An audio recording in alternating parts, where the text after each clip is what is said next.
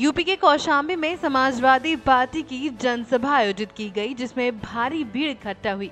जनसभा को संबोधित करते हुए सपा के राष्ट्रीय महासचिव इंद्रजीत सरोज ने कहा कि भाजपा झूठी पार्टी है, झूठ बोलकर सत्ता में आई है।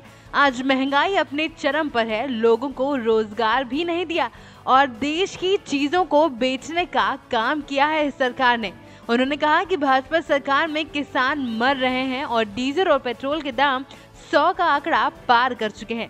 आने वाले समय में 2022 में सपा की सरकार बनेगी और बिजली का बिल माफ किया जाएगा। फिर से समाजवादी पेंशन, लोहिया आवास और सपा कार्यालय की योजनाओं को लागू किया जाएगा।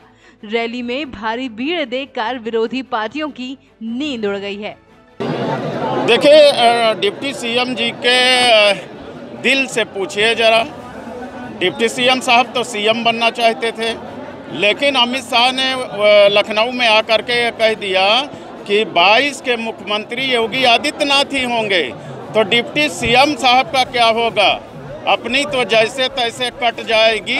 जनाबे अली आपका क्या होगा? आप अपने विषय में सोचिए। डिप्टी सीएम साहब ने इस क्षेत्र के लिए, इस जिले के लिए कुछ नहीं किया। जो किया है केवल हमारे नाम का पत्थर तोड़ करके अपने नाम लिखने का काम किया है। जनता जान चुकी है, नौकरियां नहीं पाई, लोगों के काम नहीं हुए, रोडों के गड्ढा नहीं भरने का काम किए। आवारा जानवरों से जो है इस क्षेत्र की जनता बेहाल है, प्रदेश की जनता बेहाल है। ये नेस्तनाबूद हो जाएगी भारतीय जनता पार्टी। कौशाम्बी से के न्यूज़ संवाददाता अतीक अहमद की रिपोर्ट। तेलंगाना के कुतबुल्लापुर कॉन्स्टिट्यूएंसी गजवला राम 125 डिवीजन अंबेडकर नगर में 3 सालों से बस्ती को लूट रहे टीआरएस लीडर नवाब नमी शेख ने अपना दबदबा बनाए रखा हुआ है और अवाम अब बदलाव चाहती है और बस्ती इलेक्शन के जरिए अपना लीडर मुंतखब करना चाहती है। लेकिन उस टीआरएस पार्टी लीडर ने अपनी पार्टी के जोर पर आवाम को हर दिन परेशान करना शुरू कर दिया है। आवाम ने 6 दिन की स्ट्राइक भी की और अमीर राजेंद्र नगर इंचार्ज जनाब रहमत बेग ने आज आकर उनसे अपनी हमदर्दी जाहिर की और कहा है कि बस्ती के डेवलपमेंट के इलेक्शन का होना बेहद जरूरी है और बस्ती के आवाम के वो साथ हैं। तेलंगाना से के न्यूज़ संवाददाता। अमरोहा में प्रेम प्रसंग के चलते 17 वर्षीय किशोर का शव आम के बाग में लटका मिला। मृतक के परिजनों ने गांव के ही 2 लोगों पर हत्या का आरोप लगाते हुए हंगामा किया। मामले ने नया मोड़ जब लिया कि जब प्रेमिका ने अपने पिता और भाई पर अपने प्रेमी की हत्या का आरोप लगाया। मृतक की प्रेमिका ने पुलिस के सामने ही खुद को आत्मदाह करने की धमकी दे डाली। इससे पुलिस के होश उड़ गए। आनन फानन में किशोरी को घर में ही नजरबंद कर सुरक्षा के लिहाज से पुलिस तैनात कर दी गई है। घटना के बाद प्रेमिका के परिजन घर से फरार हो गए हैं। मृतक की मां की तहरीर पर पुलिस ने प्रेमिका के पिता और भाई के खिलाफ हत्या का मुकदमा दर्ज करा लिया है और मृतक के शव को पोस्टमार्टम के लिए भेज दिया है।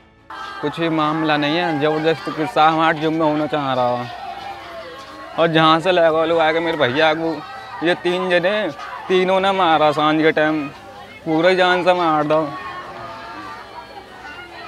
कौन लोग थे? जिकंदर, मनोज, विजय और एक लड़की थी ममता। ये लड़का ढूंढ रहे हम तो वो मिलो नहीं। 3 जने यहाँ से ले गए बैठा के। क्या नाम है लड़की? नौबत। कब से गया था घर से? ये 6:30। हाँ, अंधेरे की बात है। कौन ले गया? नाम बता, कौन ले गया? राजन, जितेंद्र और विजय, मनोज। सब कहाँ पे मिला? ये बाग में पढ़ो। के समय थाना आदमपुर के ग्राम कोकापुर में आम के बाग में एक युवक का शव लटका मिला था। इसमें परिवारजन द्वारा गांव के ही 2 लोगों को नामजद कर तहरीर दी गई थी। तहरीर के आधार पर लोगों दर्ज कर लिया गया है।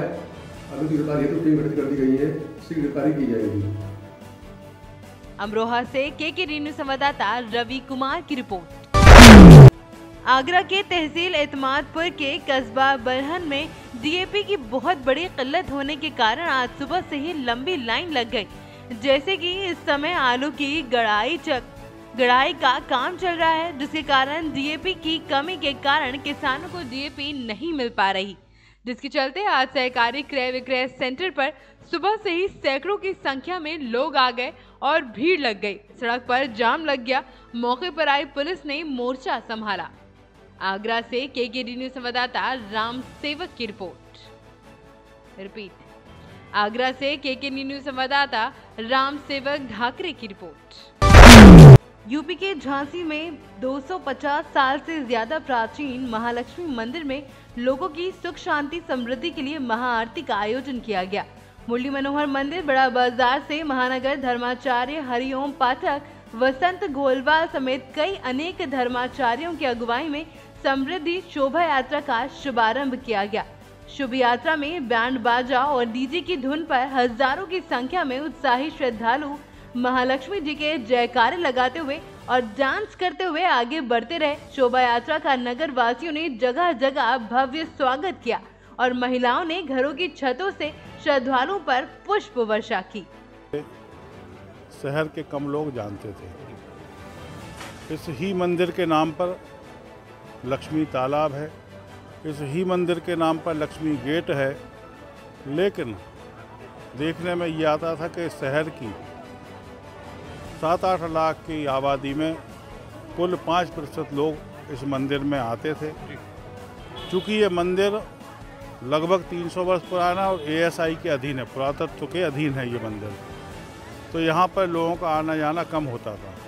ये भारत का तीसरा लक्ष्मी मंदिर है, ऐसा इतिहासकार बताते हैं। इतने पुरातन मंदिर में जहाँ एक और हम लोग दीपावली के उत्सव पर घरों में दीपोत्सव करके भगवान राम जी के आगमन की बधाई लोगों को देते हैं, वहीं दूसरी ओर अपने घर में लक्ष्मी जी की पूजा करके।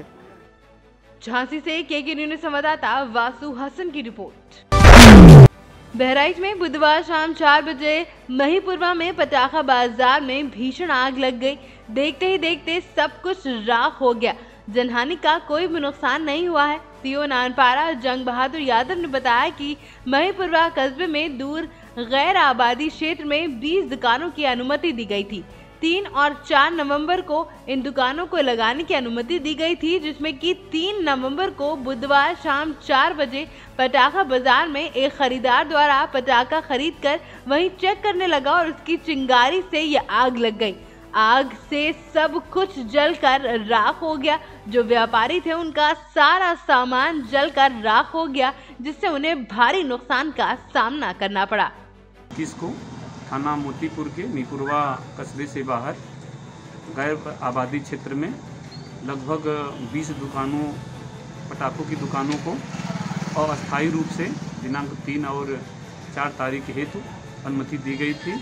आज प्रत्यक्षदर्शियों के अनुसार आज सायं 4 बजे लगभग एक खरीदार द्वारा पटाखा खरीदकर उसको वहीं पे चेक करने लगा। उसी की चिंगारी से आग लग गई। इसमें छोटी छोटी दुकानें जल गई।